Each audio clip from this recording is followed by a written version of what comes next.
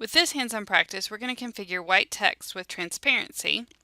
So we're going to take our file that we were just working on with opacity. I'm going to show you this. Remember, this is what the page looked like. And we're going to change the name. So we're going to save this as rgba.html. We're going to delete all our style declarations for our H1 right here. We're going to create new style rules for the H1 to configure right padding and right aligned sans serif white text that's 80% opaque with the font size of 5 EM.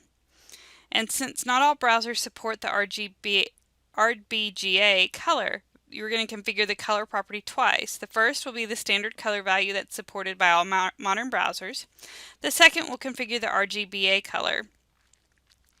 Older browsers are not going to understand the RGBA color and they're going to ignore it. Newer browsers will see both of the style declarations and they're going to apply it in the order that they're coded. So the result will still be that transparent color that we're looking for. So within our H1, we're going to start with our color.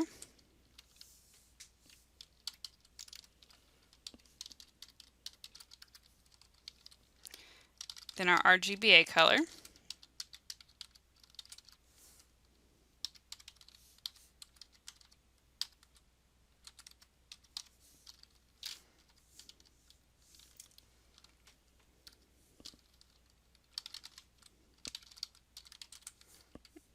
Get rid of that space right there. There we go. Font family, Verdana, Helvetica, and sans serif.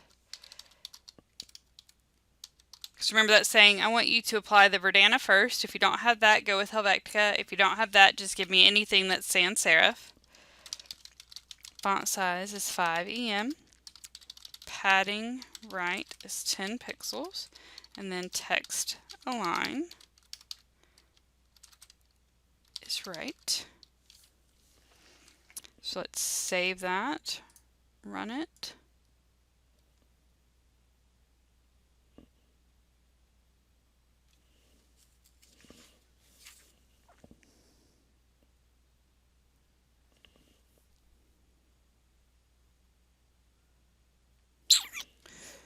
So something's not right here. Let's check.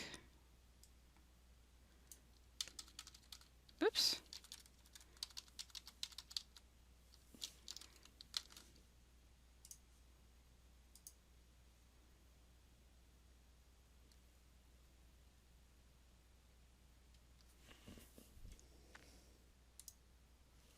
And there it is.